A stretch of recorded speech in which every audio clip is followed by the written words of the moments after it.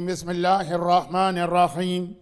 الحمد لله الملك الحق المبين، والصلاة والسلام على سيد المرسلين أبي القاسم محمد وآله الطيبين الطاهرين الذين أذهب الله عنهم الرجس وطهرهم تطهيرا.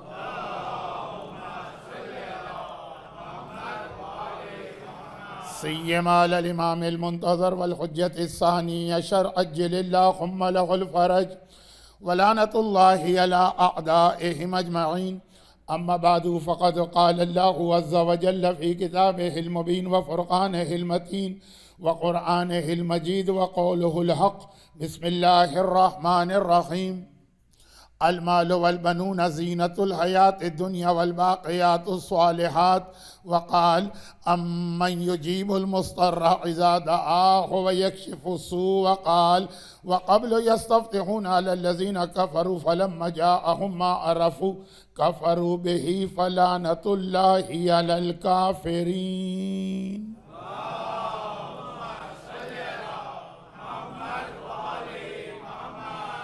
ایام عزا یعنی غم کے جو 68 ڈیز ہیں اس کی آخری مجالس ہیں، اور ان مجالس میں ساری دنیا میں دو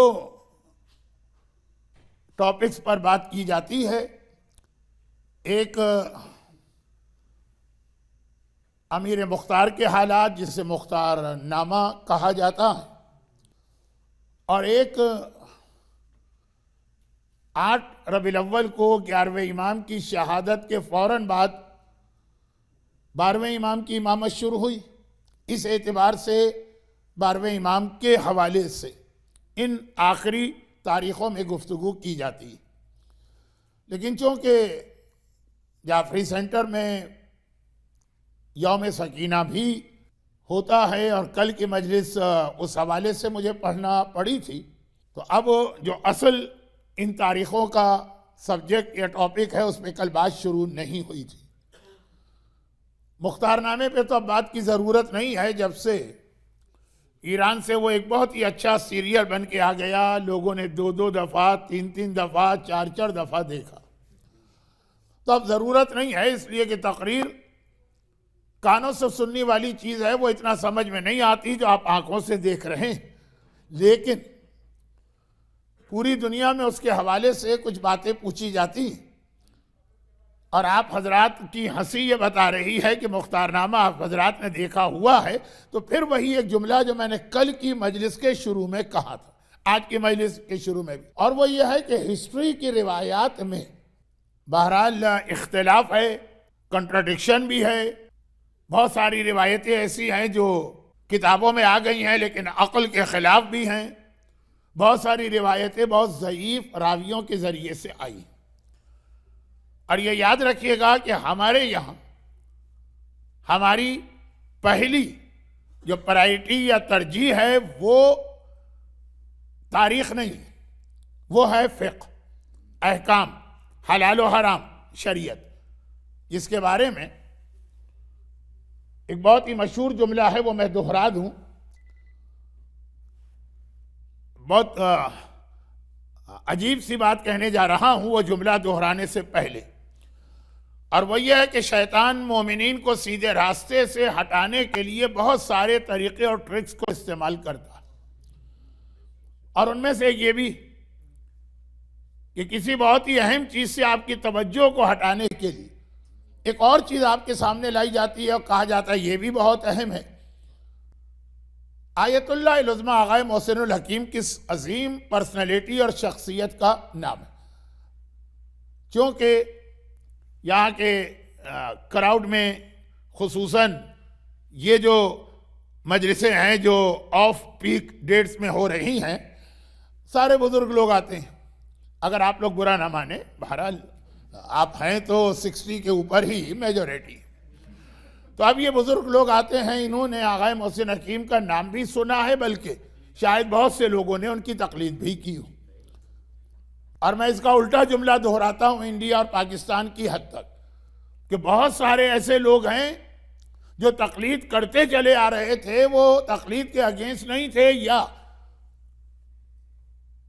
تقلید سے جاہل نہیں تھے، انہیں پتا تھا کہ تقلید واجب ہے، تقلید کرتے آ رہے تھے، اور آغا محسن حکیم پہ انہوں نے تقلید ختم کر دی، اس کے بعد تقلید نہیں کی، اور ریزن یہی بتایا کہ جی اب ایسی پرسنالٹی بھی نہیں ہے، اور یہ ہے کہ آغا حکیم تک تو ایک ہی مجتہد یا مرجع ہوتا تھا، اب یہ 2 2 3 3 4 4 5 5 ہونے لگے، ہم نہیں مانتے۔ تقلید کو شروع دن سے جو نہیں مانتا ہے وہ الگ کیس ہے، اور جو مانتا چلا آ رہا ہے اس کے بعد تقلید چھوڑ دو، وہ زیادہ برا۔ ایک آدمی کفر پہ پیدا ہوا، ساری زندگی کافر رہ کے مر گیا، ٹھیک۔ ایک مومن پیدا ہوا اور ایمان قبول کیا، ایمان پہ عمل کیا، اور 30 سال 40 سال کے بعد کہا کہ میں نہیں مانتا اس کو، وہ اسلام کی نگاہ میں زیادہ بدتر ہے۔ اور میں وہ جملہ کہنا نہیں چاہتا کھل کے جو آج کل کے حالات میں مناسب بھی نہیں ہے، تو جو کفر میں پیدا ہو کے کفر میں مرا، اس کی کوئی سزا دنیا میں نہیں، اور جو ایمان پر پیدا ہو کے پھر ایک منزل پہ ایمان چھوڑ دیا، اس کی بڑی سخت سزا ہے، وہ میں بولنا بھی نہیں چاہتا اس وقت۔ تو تقلید کرنے والے اور پھر تقلید چھوڑ دی، وہ آغا محسن حکیم تک تقلید کی، بلکہ ہندوستان میں اینٹائی تبلیغ جو ایک گروپ پاکستان میں بھی ہے، عراق میں بھی ہے، ہر جگہ، لیکن انڈیا میں جو ایک بہت بڑا گروپ ہے جسے ہم لوگ اخباری کہتے ہیں، ان کو لیڈ کرنے والی شخصیت اب دنیا سے جا چکی ہے۔ انہوں نے آغا محسن حکیم تک تقلید کو اتنا پروموٹ کیا تھا کہ کتنے ہی بچے مجھے ملتے ہیں دنیا میں جو آج جوان ہو گئے ہیں، بلکہ بوڑھے ہو گئے ہیں، کہا کہ ہمیں تقلید انہوں نے کرائی تھی، اور دنیا اور ہندوستان کی حد تک تقلید کے سب سے بڑے دشمن بعد میں وہی بنے۔ میں اس سے زیادہ کہنا نہیں چاہتا، یہ ممبر ہے، کوئی پرسنالٹیز کے تذکرے کی ضرورت نہیں۔ اور جب پھر بعد میں انہی بچوں نے کہا، بچے سے مطلب جب یہ لوگ مدرسے میں جا رہے تھے، سنڈے اسکول میں جا رہے تھے، وہ ان کے ٹیچر تھے، نماز اور وضو بعد میں سکھاتے تھے، پہلے تقلید سکھاتے تھے، اور پھر اتنے مخالف ہو گئے تقلید کے، جب انہوں نے کہا بچوں نے کہ ہم نے آپ کی وجہ سے تقلید سیکھی، اور آج آپ کہہ رہے ہیں تقلید کوئی چیز نہیں، تو وہی جواب دیا جو میدان کربلا میں عمر سعد کے علم بردار نے فلیگ بیریئر جواب دیا تھا آقا حسین۔ شبس ابن ربیع کا واقعہ چونکہ میں نے باقی دنیا میں بہت پڑھا، اور کچھ لوگ انٹرنیٹ پہ بات سن لیتے ہیں تو پھر وہاں پہ یہ بات پڑھنے کو دل نہیں چاہتا، تو آقا حسین نے خاص اس کو دیکھ کر کہا تھا، شبس ابن ربیع کو جو آقا حسین جو عمر سعد کی فوج کا علم اٹھائے ہوئے تھے، تمہیں کیا ہو گیا؟ تم تو جوانی میں میرے بابا کے لشکر میں شامل ہو کے ان کا علم اٹھاتے تھے، اور آج یزید کا علم اٹھائے ہوئے ہو۔ کہا کہ تمہارا بابا میجیشین جادوگر تھا، اس وقت اس نے جادو کر کے مجھے ہپناٹائز کر دیا تھا، میری عقل ہی کام نہیں کر رہی تھی، عقل تو اب کام کر رہی، جبکہ بات الٹی، اس وقت عقل کام کر رہی تھی، اب عقل کام نہیں کر رہی۔ لیکن یہ جو منزل آتی ہے نا کہ آدمی حق سے ہٹ جاتا، ظہور امام کے بعد یہ بہت بڑا مسئلہ ہونے والا ہے، ہر ایک کو معلوم، اسی لیے تھوڑا سا میرے اصل موضوع کا کیا انٹروڈکشن بھی ہے۔ آغا محسن حکیم کی پرسنالٹی کی بات ہو رہی تھی کہ اتنی عظیم شخصیت کہ بہت سے لوگوں نے ان کے بعد تقلید کرنا یہ کہہ کے چھوڑ دی کہ اب نہ کوئی ایسا مرجع پیدا ہوگا نہ ہم اور کسی کی تقلید میں جائیں، اور بہت سے لوگوں نے یہ کہہ کے تقلید چھوڑ دی کہ بعد کے سارے مراجع جو ہیں یہ سب پیسے کمانے اور دنیا داری میں لگ گئے ہیں، ہر ایک اپنا ایڈورٹائز کر رہا ہے، ان کے زمانے تک دیکھیے ایسا کچھ نہیں تھا، ایک مرجع ہوا کرتا۔ اور بہت سے لوگ ایسے ہیں کہ بہرحال انہوں نے تقلید شروع ہی آغا حکیم سے کی ہے، اور اس کے بعد پھر صدام نے خاندان حکیم پر جو مظالم کیے وہ بھی آپ حضرات جوانوں کو یا بچوں کو بتانا پڑتے ہیں، اب تو لوگ صدام بھولتے جا رہے ہیں، اور صدام کے مظالم بھی، لیکن آپ حضرات آپ کو یاد ہے وہ آپ کی جوانی تھی جب روزانہ عراق سے خبر آتی تھی آج اتنے شہید کیے گئے، آج اتنے شہید کیے گئے، اور خاندان حکیم شہادتوں میں تو سب سے آگے تھا۔ یہ عظیم ترین مرجع اور بڑے مولائی مرجع تھے۔ عموماً مراجع مجتہدین اور تبلیغ کی جو بات کرتے ہیں ان کے بارے میں شیطان غلط فہمی پیدا کر دیتا ہے کہ یہ مقصر ہیں، اہل بیت کی شان کو نہیں مانتے، کیونکہ انہوں نے نماز کی بات کی ہے، یہ تو کہا جس نے نماز کی بات کی وہ اہل بیت کے اگینسٹ، جبکہ نماز تو ہے اہل بیت کا نام، اہل بیت تو ہے نماز کا نام، لیکن جب شیطان مس گائیڈ کرتا ہے نا تو آدمی کی سمجھ میں کچھ نہیں آتا۔ بڑے مولائی مرجع تھے، میں ان کا ایک واقعہ اکثر ایام عزا کی پہلی مجلس میں پڑھتا ہوں، آج نہیں پڑھوں گا لیکن بہت زیادہ پڑھا، اس اعتبار سے ہر ایک کو یاد ہوتا ہے اشارہ کہ جب کبھی کربلا کے مصائب پڑھے جاتے تھے آپ بھی روتے ہیں، وہ بھی روتے تھے. آپ روتے ہیں پانی کے آنسوؤں سے، وہ روتے تھے خون کے آنسوؤں سے. باقاعدہ ان کی آنکھوں سے خون جاری ہو جاتا تھا آنسوؤں کی شکل میں. اتنا مولائی مرجع. ان کا ایک بہت مشہور جملہ ہے جو ہم لوگوں کو جب ہم حوزہ علمیہ میں انٹر ہوتے ہیں، جب ہمارا ایڈمیشن ہوتا ہے حوزہ علمیہ میں، تو بالکل شروع میں ہی بتایا جاتا. لیکن یہ جملہ انہوں نے حوزہ علمیہ کے اسٹوڈنٹ سے نہیں کہا تھا. یہ کہا تھا انہوں نے آپ جیسے لوگوں سے، یعنی جو لوگ زیارت کے لیے اس زمانے میں کربلا و نجف جاتے تھے. تو مرجع سے ملاقات تو ہوتی تھی، اور حالات اس وقت اتنے نارمل تھے کہ آپ مرجع سے روز آنا بغیر کسی اپوائنٹمنٹ کے جا کے مل سکتے ہیں. شام کا ایک وقت ہوتا تھا کہ 4 سے 6 مثلا فرام 4 to 6 مرجع کے گھر کا دروازہ کھولا، جس کا دل چاہے اس وقت چلا جائے اور زیارت کر لے. تو اس وقت انڈیا اور پاکستان سے جو گروپ آتے تھے ان کے عموماً ایسے ہی سوالات ہوتے تھے. 90 سال کا بوڑھا مرجع پوری دنیا کی ذمہ داری اٹھائے ہوئے صدام عراق میں آہستہ آہستہ اپنے پیر جما رہا. جو خاندان حکیم پہ اتنے مظالم ہوئے اس کا ریزن آغا محسن حکیم کا وہ فتویٰ تھا کہ یہ کمیونزم کفر ہے اور صدام کی حمایت کرنا حرام. یہ فتوے کی بہت بڑی پرائس پورے خاندان کو بعد میں پے کرنا پڑی. تو اب ان حالات میں بھی جو لوگ جا رہے ہیں، تو اس وقت انہوں نے ایک جملہ کہا تھا اور یہ کئی دفعہ ریپیٹ کرنا پڑا. انڈیا اور پاکستان کے گروپ جا کے یہ نہیں پوچھتے تھے کہ حرام واجبات، وہ پوچھ رہے ہیں کہ کیا جناب سکینہ کی 4 سال کی تھی کہ ان کی شادی ہوئی تھی، وہ جو زندان شام ہے اس کے اندر رقیہ دفن ہے کہ سکینہ دفن ہے، وہ ایک بچی ہے کہ 2 بچیاں ہیں. اگر وہ سکینہ ہیں جو زندان شام میں ہیں تو جو شام کے قبرستان باب الصغیر میں جناب سکینہ کا روضہ ہے، پھر وہ کون ہیں؟ اور پھر یہ ہے کہ شہزادی کونین کی شہادت 75 ڈیز کے 95 ڈیز، رسول کی 1 بیٹی کے، رسول کی 4 بیٹیاں، اور یہ اس قسم کے سوالات. تو ان کا ایک ہی جملہ پھر ہوتا تھا کہ دیکھو یہ جو تم مجھ سے پوچھ رہے، یہ اللہ تم سے نہ قبر میں پوچھے گا، نہ قیامت میں پوچھے گا، نہ پل صراط پہ پوچھے گا. یہ کہیں تم سے نہیں پوچھا جائے گا کہ تاریخ ولادت کسی معصوم کی کیا ہے یا تاریخ شہادت کیا. تم سے پوچھا جائے گا نمازیں پڑھی، روزے رکھیں، واجبات انجام دیے، حرام سے اپنے آپ کو بچایا ہے. جو چیز تم سے پوچھی جانے والی ہے قبر و قیامت میں، پہلے اس کی فکر کرو اور اس کے بارے میں سوال کرو.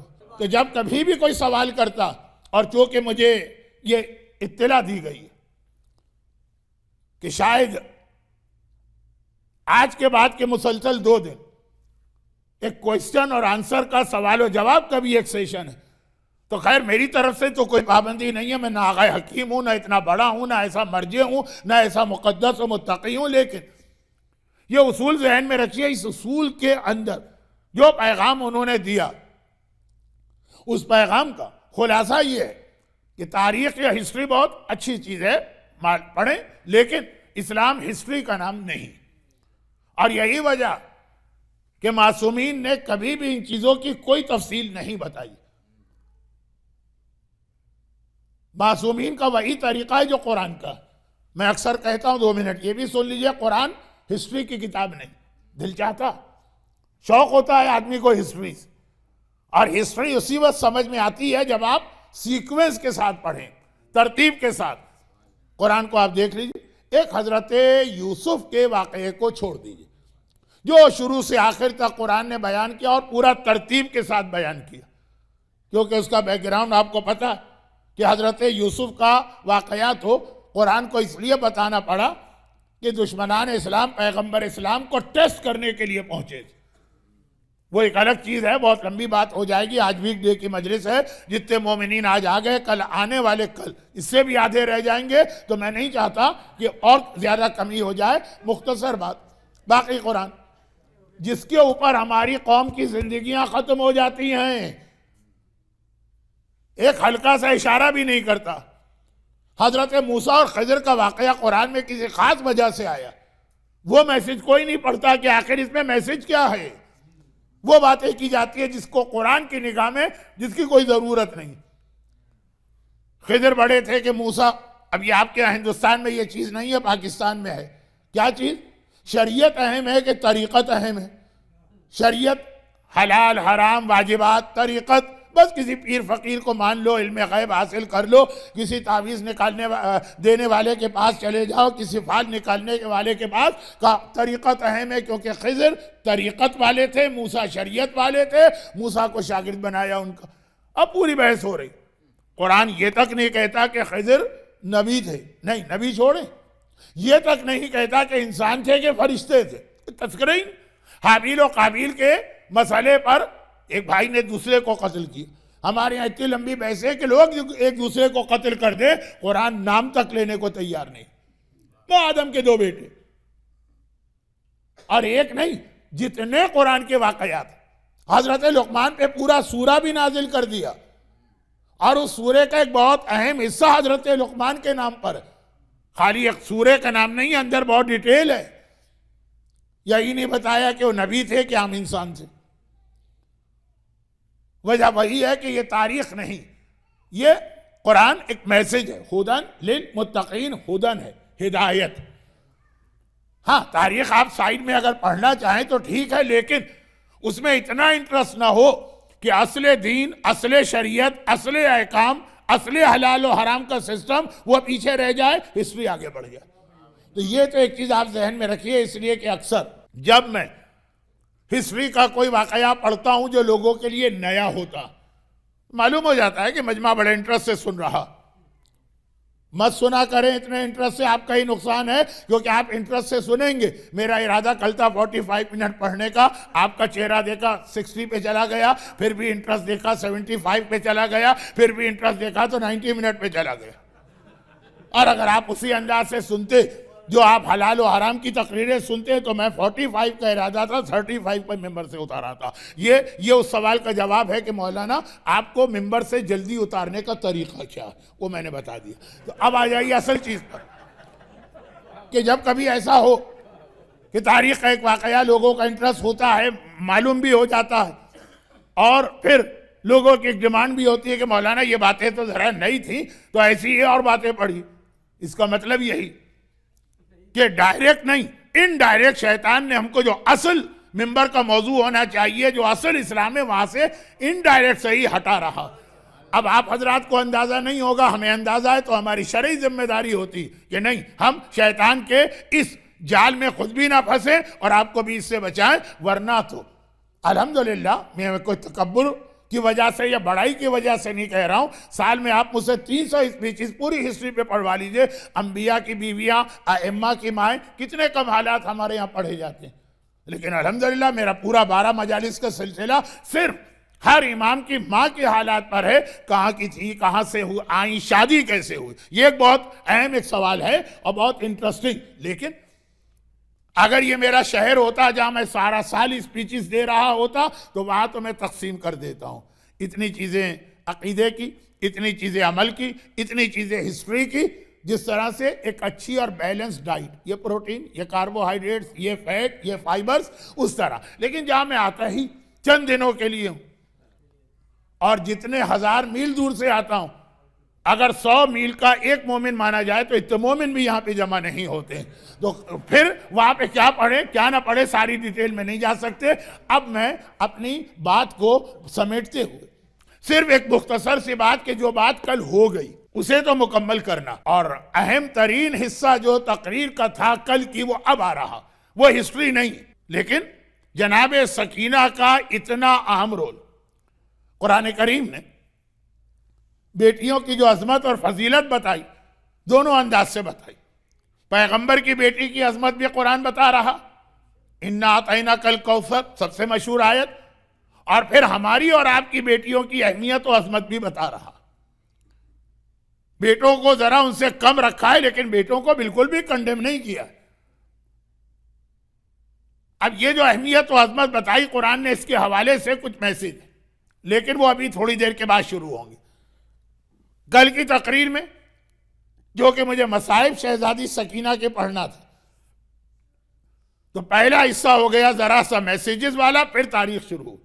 آج کیونکہ مصائب دوسرے ہوں گے، اس اعتبار سے پہلے تاریخ کا اور جناب سکینہ کا ذکر، اس کے بعد پھر اس سے جو میسج امام زمانہ تک آپ کو پہنچانا ہے، آج کی حد تک بات شروع ہوگی، پھر انشاءاللہ آخری تقاریر میں پوری بات تو نہیں ہو سکے گی لیکن کچھ اہم باتیں آ جائیں گی۔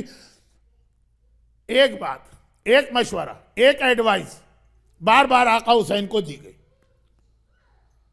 اور یہ یاد رکھی کہ نبی ہو کہ امام، جو ایکشن کرتا ہے، جو اسٹیپس اٹھاتا ہے، جو کام بھی کرتا وہ حکم خدا سے کرتا، مگر یہ حکم ہے وَشَاوِرْهُمْ فِي الْأَمْرِ، مشورہ لے لیا کرو، ایڈوائز لے لیا کرو، یہ پیغمبر سے بھی کہا گیا، ایڈوائز لے لیا کرو، یہ نہیں کہا ہے کہ ایڈوائز پہ عمل کیا کرو، ہمیں اور آپ کو یہ کہا گیا۔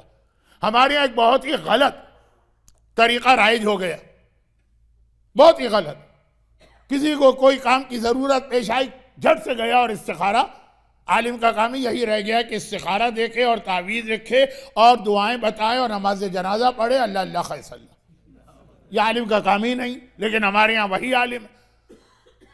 تو اب یہ استخارہ ایسا نہیں ہے، استخارہ ایک ترتیب کا نام، جب تک کہ آپ کے پاس پانی ہے آپ تیمم نہیں کر سکتے، آپ کو وضو کرنا ہے، جب وضو ناممکن ہو جائے تب تیمم پر آپ جائیں، جب تک کہ آپ کے بدن میں کھڑے رہنے کی طاقت ہے آپ بیٹھ کے نماز نہیں پڑھ سکتے، اور اگر بیٹھ کے بھی نماز پڑھیں تو جتنے اس میں واجب رکنی ہیں وہ تو کم از کم کھڑے ہو کے کرنا، اس کی بھی طاقت نہ ہو، ویل چیئر والا کیس، ہاسپٹل کے بیڈ والا کیس، ہر چیز میں ایک ترتیب ہوتی ہے۔ وضو کی اہمیت نماز سے کم ہے اور بہت کم ہے، مگر اس کا مطلب یہ نہیں ہے کہ بھئی نماز کی اہمیت زیادہ ہے تو پہلے نماز پڑھو بعد میں وضو کرو، نہیں، ترتیب وہی رہے گی، چاہے کم اہم چیز پہلے ہے اور بڑی اہم چیز بعد میں آ جائے، لیکن جو سیکوینس ہمارا اور آپ کا وہ طریقہ تو ہے نہیں، جو کسی مومن نے جا کے ایک مسئلہ پوچھا، مسئلہ عالم سے پوچھنا چاہیے، ہمارے پاس عالم کی ڈیفینیشن واضح نہیں کہ عالم کہتے کسے، ہمیں جو نظر آ جاتا ہے عالم نما، یہ نما کو نہیں سمجھا رہا ہوں، یہ ذرا سا گجراتی کا بھی لفظ نہیں ہے، اردو بھی ذرا اچھی ہونی چاہیے تو چھوڑ ہی دیں، لیکن جھٹ سے مسئلہ پوچھ لی، ہر ایک کا کام نہیں ہے مسائل بتانا، حتیٰ علماء میں بھی کچھ تاریخ کے ایکسپرٹ ہیں، کچھ تفسیر کے ایکسپرٹ ہیں، کچھ فضائل زیادہ بہتر بیان کرتے، کچھ توحید کا ذکر زیادہ بہتر کرتے، کچھ مسائل دیکھنا پڑتا۔ تو جا کے پوچھا مسئلہ کہ واش روم جاتا ہوں، حاجت وغیرہ پیشاب وغیرہ، تو پانی بھر کے لوٹے میں لے جاتا ہوں کنٹینر، لیکن اس میں بہت بڑا ہول ہے، سارا پانی بہہ جاتا، جب تک ضرورت پڑتی ہے فارغ ہوتا ہوں پانی ہی ختم ہو گیا، کیا کروں؟ انہوں نے کہا کہ کوئی بات نہیں، پانی بھر کے لے جاؤ، پہلے طہارت کر لو، اس کے بعد جو تمہاری نجاست کرتے رہنا بعد میں، نہیں، ترتیب ہے، پہلے نجاست ہے پھر طہارت ہوگی، پہلے پاک کر لیا اور پھر نجاست آ گئی تو کوئی فائدہ نہیں ہوا اس عمل کا، بیکار عمل ہے۔ ہاں، جہاں اسلام نے کہا ترتیب نہیں، خواتین بلکہ مردوں کے لیے بھی، بھئی آغا سیستانی کا ایک مسئلہ اتنا مشہور ہو گیا کہ لوگ سمجھتے ہیں کہ بھئی یہ سارے مجتہدین کا یہی مسئلہ، ایسا تو نہیں، یہ مسئلہ ہمارے زمانے میں سب سے پہلے آغا سیستانی کے استاد آغا خوئی نے بتایا، اور پھر آغا سیستانی نے اپنے استاد کو فالو کیا، لیکن 90% مراجع اس مسئلے کے اگینسٹ کا مطلب لڑائی جھگڑا نہیں ہے، وہ کہتے ہیں ہماری ریسرچ کہتی ہے کہ یہ مسئلہ غلط، 90%، میں 50-50 نہیں کہہ رہا ہوں، 60-40 نہیں کہہ رہا ہوں، 90% کہتے ہیں ہمارا فتویٰ کچھ اور ہے، جس پہ رہبر بھی شامل ہے، امام خمینی بھی شامل تھے، 10% صرف یہ مسئلہ بتاتے ہیں۔ لیکن آج کل دیکھیں، مجھ جیسا آدمی کبھی تقلید کی مخالفت کرے گا، ہرگز نہیں، لیکن ہمارے یہاں جو آج کل ایک کنسپٹ یہ آ گیا کہ جو مسئلے آج آپ سن رہے ہیں آغا سیستانی کے، آپ یہ سمجھ رہے ہیں کہ بس یہی مسئلے، اس کے علاوہ کوئی مسئلہ نہیں، اس کا نتیجہ کیا نکلے گا؟ اللہ نہ کرے کہ کبھی ایسا نتیجہ نکلے، لیکن نتیجہ یہ نکلتا کہ اگر بات کو کوئی مرجع اس کے خلاف فتویٰ دے گا تو آپ کہیں گے کہ نہیں وہ غلط ہے، ہم تو آج تک یہ سنتے آئیں، جو آغا حکیم کے بعد تقلید چھوڑ دی کہ جی وہ تو آج تک نئے مسئلے یہ لوگ لا رہے ہیں، یہ میرا موضوع ہے تقریر کا۔ اب یہ آغا سیستانی کا ایک فتویٰ ہے جو آغا خوئی ان کے استاد اصل میں ان کا اجتہاد تھا. انہوں نے بھی کہا کہ جتنے بھی غسل ہیں چاہے واجب ہو چاہے سنت ان کے بعد وضو کی ضرورت نہیں.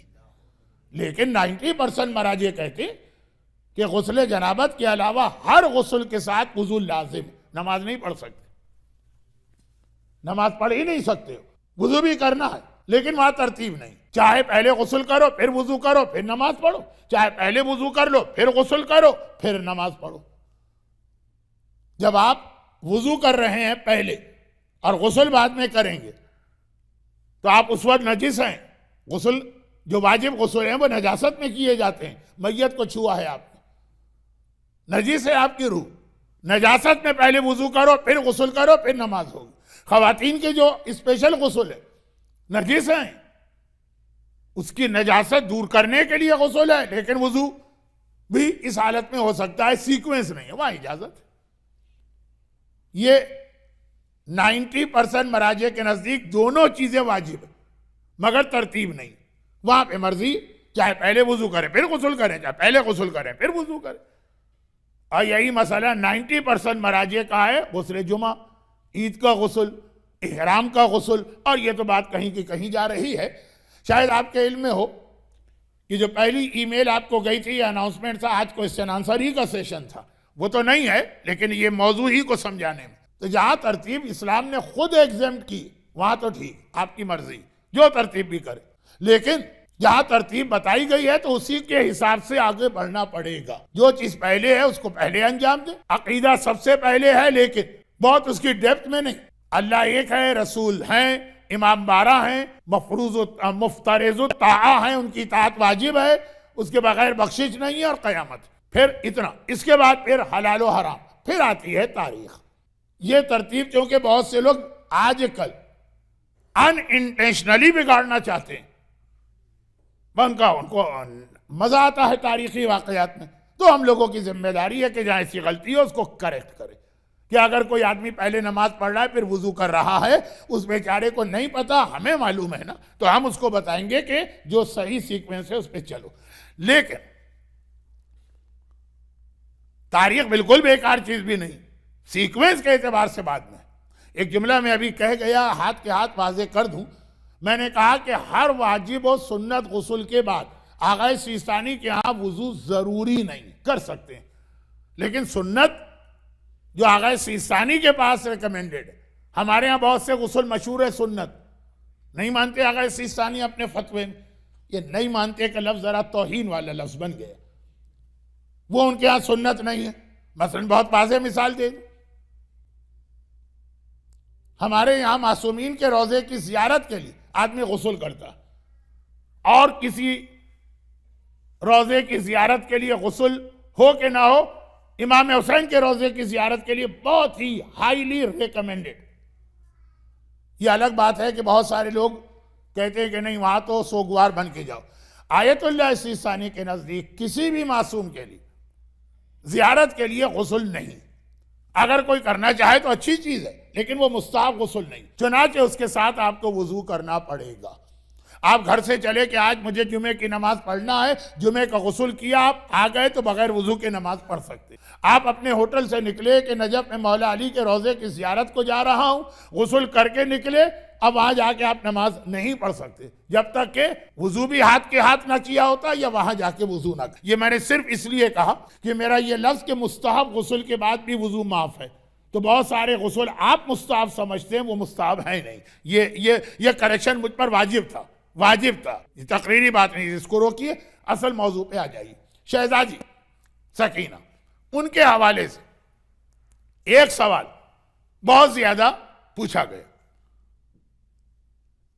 لوگ نہیں, حسین کے زمانے میں حسین کے رشتہ دار پوچھ رہے تھے. ایک سوال بہت زیادہ پوچھا گیا, اور یہ بات بھی ذہن میں رکھیے گا کہ آقا حسین کو پتا ہے کہ ہم کربلا جا رہے ہیں, وہاں ہم پر کتنی مصیبتیں آئیں گی. ایسے موقع پہ آدمی کبھی بھی اپنی اولاد کو خطرے میں نہیں ڈالتا ہے. اور سکینہ جیسی بیٹی کہ جس گھر میں سکینہ نہ ہو حسین کا دل نہیں لگتا, لیکن جو خطرے کی جگہ وہاں سے تو بچایا جاتا ہے نا. کامن سینس کی بات. مباہلے کے میدان میں اللہ کے رسول پنجتن کو لے کے آ رہے ہیں. اکثر علماء نے لکھا ہے کہ جو مباہلہ ہوا 24 ذی الحجہ، اس سے پہلے والی رات کو ہی تو حدیث قصہ نازل ہوئی. پیغمبر نے پہلے اپنی بیٹی کے حجرے میں سب کو جمع کیا. اللہ کی طرف سے وہ آیت آئی ہے جس کا کل کے واقعے سے بہت گہرا تعلق ہے. مباہلے میں طے ہوا تھا سچ اور جھوٹ کی جنگ ہے، جھوٹوں پہ لعنت کریں گے تو سارے سچے چاہیے. آیت تطہیر ہر رجس سے دور کرنے کا اعلان، وہ تو اس آیت سے پہلے ہی ہر رجس سے دور تھے، لیکن یہ بالکل دنیا کو بتانے کے لیے کہ یہ ان سے زیادہ سچا کوئی نہیں ہوگا. تو خیر حدیث قصہ جس رات کو نازل ہوئی اس کے نیکسٹ مارننگ کو پیغمبر تو چلے مباہلے کے میدان میں. ادھر کرسچنز کے یہاں بھی ایک میٹنگ ہوئی. رسول کی میٹنگ تو یہ تھی کہ سب کو جمع کیا ایک ہی خیمے ایک ہی چادر میں، اور پھر اللہ سے بات ہو رہی اللہم ان ہؤلاء اہل بیتی وخاصتی وعامتی، وہ پورا جو آپ حدیث قصہ میں پڑھتے ہیں پیغمبر کی دعا. ایک ایک کر کے سب کو جمع کیا، دعا مانگی، آیت تطہیر آئی. اور ادھر کرسچن ان کے یہاں کیا میٹنگ ہوئی یہ تو آپ سنتے ہیں بہت زیادہ مجالس میں. وہاں پہ یہ طے ہوا کہ میدان مباہلہ میں ہم تھوڑا لیٹ جائیں گے. ایک جو ٹائم ہے کہ ادھر رسول آ رہے ہیں نظر آ جائے گا بہت دور سے، اس وقت ہم نہیں نکلیں گے. جب وہ سب آ جائیں گے اس کے بعد نکلیں گے. مباہلے کے میدان میں پہاڑ تھے. اب تو مدینہ شہر کا ایکسٹینشن ہوا ہے، پہاڑ کٹ گئے ہیں. ابھی بھی ریمیننگ کچھ پہاڑ رہ گئے ہیں جو اپنے مکے اور مدینے میں جس گروپ کے ساتھ جاتا ہوں ان کو دکھاتا ہوں. دیکھتا ہر آدمی پہاڑ ہیں سامنے، لیکن یہ ذہن میں نہیں آتا کہ اس کا مباہلے سے تعلق. کرسچن نے کیا طے کیا کہ اگر دیکھیں وہ کامن سینس کی بات، ہم پہلے ویٹ کریں گے کہ رسول کس کو لے کر آئیں. اگر رسول اپنے اصحاب کو لائیں گے تو ہم بھی نکلیں گے مباہلے میں، اور اگر اپنی اولاد کو لائیں گے تو ہم نہیں نکلیں گے مباہلے میں. کیونکہ اگر کسی آدمی کو ذرا بھی خطرہ محسوس ہوتا تو وہ دوستوں کو خطرے میں ڈال سکتا ہے، جگر کے ٹکڑوں کو خطرے میں نہیں ڈال سکتا. اگر ہم نے دیکھا کہ اولاد کو لے کے آئے دیٹ مینز یہ رسول کو اپنی سچائی پہ 100% سے زیادہ یقین ہے. یہ دیکھیں کامن سینس کی بات انہوں نے طے کی. اور یہی وجہ ہے کہ جب دیکھا کہ اہل بیت تو اولاد رسول وہ آ رہی ہے مباہلے کے میدان میں، عیسائیوں نے آنے سے انکار کر دیا. اب کوئی یہ نہ پوچھے کہ یہ تو نجران سے آئے تھے، یمن سے، انہیں کیا پہچان کہ اصحاب کون ہیں اور اولاد کون ہے. یہ ایک دم سے مباہلے میں نہیں آئے، پہلے مسجد النبوی میں گئے اور کتنے دن ایٹ لیسٹ 3 ویک پیغمبر سے مسجد میں روزانہ انہوں نے مناظرہ کیا. علی پیغمبر کے ساتھ پیچھے کھڑے ہوتے ہیں، حسن ایک گود میں ہوتے ہیں ایک پہلو پر، حسین دوسرے پہلو پر. اچھی طرح پہچان گئے اور چاروں طرف اصحاب ہیں. 3 ویک تک اگر آپ کسی آدمی کو دیکھیں دوستوں اور رشتہ داروں کے ساتھ تو پہچان تو ہو گئی نا. تو اب جب دیکھا ان میں سے کوئی نہیں آیا جو ویسے ہر جگہ پہ اپنی منڈیاں نکال کے بہت نمایاں بنتے تھے.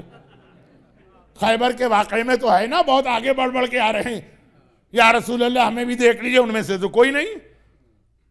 تو یہ تو ضمنی بات آ گئی کہ کوئی سوال نہ کرے، لیکن اصل موضوع کیا ہے؟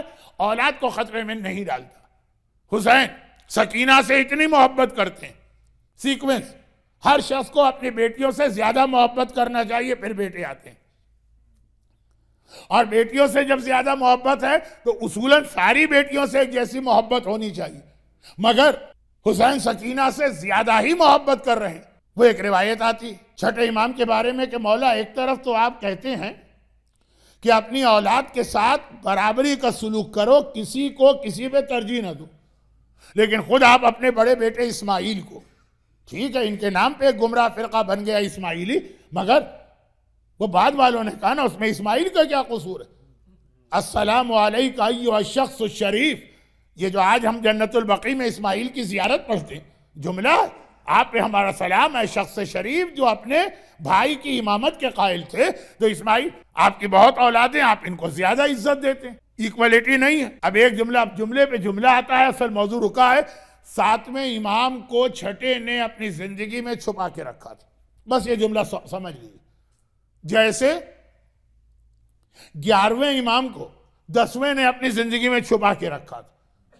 سید محمد کو آگے رکھتے تھے جن کا روضہ بلد میں. وہ اب یہ بھی بدقسمتی کہ کسی کو سید محمد کے بارے میں کچھ نہیں پتا, صرف یہ پتا بکرے کی نیاز, بس اس کے علاوہ کچھ نہیں پتا کہ سید محمد ہیں کون. سید محمد کا نام آتا ہے ذہن میں بکرا آتا ہے. اور میں تو جاتا ہوں ہر سال 2-3 قافلوں کے ساتھ. جہاں میں نے کہا ہم بلد میں پہنچ گئے, کسی اور زیارت پہ جاتے ہیں, ہم نے کہا شہر میں پہنچ گئے, لوگ کہتے ہیں مولانا روضہ کہاں. بلد میں پہنچ گئے, کوئی نہیں پوچھتا روضہ کہاں ہے, بکرے کہاں. یعنی مزاج بن گیا. قبر اور زری کی بات ہی نہیں ہو رہی ہے, مجھے زیارت پڑھانا مشکل ہو جاتی ہے کیونکہ اندر تو لیڈیز جینٹس الگ ہیں, تو ہم صحن میں زیارت پڑھاتے ہیں پورے گروپ کو. لوگ تڑپے جا رہے, بے چین ہوئے جا رہے, نہ زیارت پہ توجہ ہے نہ زری پہ توجہ ہے. ابھی آدھی زیارت نہیں ہوئی کہ گروپ والے کو انہوں نے لیڈر کو پکڑ لیا, بکرے کہاں ذبح ہوتے ہیں. تو یہ وہ سید محمد ہے. مگر یہ 10ویں امام نے ہمیشہ ان کو سامنے رکھا, 11ویں کو چھپا کے رکھا گھر میں. اسی طرح 7ویں کو چھپا کے رکھا, اسماعیل کو سامنے. اب یہ اسماعیل کہا کہ چھٹے امام سے کہ آپ کی اور اولادیں بھی ہیں. 7ویں کو تو چھپا دیا, دوسری اولادیں تو ہیں نا. کہا کہ آپ ان سے زیادہ عزت بھی کرتے ہیں ان کی اور محبت بھی کرتے ہیں, اور دوسری جانب آپ کہتے ہیں اولادوں میں فرق نہیں کرا کرو. کہا کہ نہیں, میں کہتا ہوں لیکن اگر کوئی اللہ اور اللہ کے دین کے لیے زیادہ فائدہ مند ہے اس کی زیادہ عزت کرو, چونکہ یہ حکم خدا کی زیادہ پابندی کرتا. اسماعیل 2 بیٹے ہیں آپ کے, ایک نماز پڑھتا ہے ایک نماز نہیں پڑھتا, 2 بیٹیاں, ایک حجاب کرتی ہے ایک نہیں کرتی. فرق رکھنا پڑے گا, لیکن زیادہ نہیں سمجھا رہا ہوں, آج کا موضوع رہ جائے گا. تو جناب سکینہ سے اس حسین کو جو عادل, خدا کا عادل نمائندہ ہے, سب کو برابر کا حق دیتا ہے, پھر بھی زیادہ محبت اس سکینہ کے اس جہاد کی وجہ سے, جو میدان کربلا میں نہ فاطمہ صغرا کر سکی تھی کیونکہ وہ مدینے میں تھی, نہ فاطمہ کبریٰ کر سکی تھی کیونکہ وہ اتنی بڑی ایج کی تھی کہ وہ جہاد وہ کر ہی نہیں سکتی. اور سکینہ کا رول کیا, جگر کا ٹکڑا ہے, اور ایسا کہ حسین جیسا امام شعر کہتا, جس گھر میں رباب یا سکینہ نہ ہو میرا دل نہیں لگتا ہے. بہت مشہور یہ آقا کا جملہ, یہ شعر ہے اصل میں. اب یہ مباہلے کے میدان, جہاں خطرہ لگے اولاد کو نہیں لے جاتا ہے آدمی, یہاں خطرہ خالی محسوس نہیں ہو رہا, کنفرم ہے کہ مظالم ہوں گے. اور پھر خاندان کے سارے بزرگ, ہم اور آپ جو جملہ میں کہتے کہتے رک گیا گھڑی دیکھ کر, استخارہ دیکھتے ہیں, یہ غلط ہے. استخارے کی ایک سیکوینس ہے, پہلے مشورہ لو, مشورہ اگر کہیں سے نہیں مل رہا تو استخارہ دیکھو, ورنہ اگر مشورہ مل رہا ہے تو استخارہ قطعاً نہ دیکھنا. یہ تو ایسا ہے کہ پانی ہے اور تم تیمم کر رہے. یہ بہت مختصر وقت میں ایک جملہ مجھے کہنا تھا, لیکن اصل بات کیا آقا حسین رسول اللہ نے مشورہ لیا, آقا نے مشورہ بھی نہیں لیا, لیکن جو رسول اللہ کا زمانہ دیکھے ہوئے وہ آ کے خود مشورہ دے رہے ہیں, اسی وجہ سے کہ بھائی ہم نے تو ان کے نانا کو مشورہ دیا. پیغمبر نے کبھی ڈانٹا نہیں, کبھی منع نہیں کیا, کبھی یہ نہیں کہا کہ میں رسول ہوں تو مجھے مشورہ دینے آئے ہو. نہیں, بات سنتے تھے سب کی, عمل نہیں کرتے تھے ہر ایک کی بات پہ. تو اب جتنے ایسے لوگ آئے سب نے ایک بات پہلی کہی کہ حسین کوفہ مت جانا. اور یہ مخلص سنسیئر لوگ, بہت مشہور روایت ہے, مصائب میں سنتے ہیں, میں کیوں آپ کا وقت اس میں استعمال کروں, شارٹ, کوفہ نہ جانا. بہت ہی بے وفاؤں کا علاقہ کوفہ. میں اٹلانٹا یا لاس اینجلس یا ٹوکیو کی بات نہیں کر رہا ہوں, کوفہ بہت بے وفاؤں کا شہر. ہم نے تمہارے بابا کے زمانے میں کوفے والے لوگوں کو اچھی طرح سے دیکھ لیا. اب حسین نے کہا ٹھیک ہے آپ کا مشورہ ہے, لیکن جو کہ حکم خدا ہے کہ مجھے وہاں جانا ہوگا. کبھی ایسا بھی ہوتا ہے کہ لوگ مشورہ دیتے ہیں, وہ حکم خدا سے ٹکرا جاتا ہے, تو سمجھدار آدمی ہے وہ کہہ دیتا ہے کہ بھئی یہ تو مشورہ قبول نہیں. ایک زمانے میں حج میں یہ بہت ہوتا تھا, بھئی آپ پر حج واجب ہے کیوں نہیں جا رہے ہیں, کبھی بیٹیوں کی شادی نہیں. لوگ آگے مشورہ بھی دیتے, پاگل ہو رہے, پہلے شادی کرو. یہ انڈیا اور پاکستان میں بہت تھا.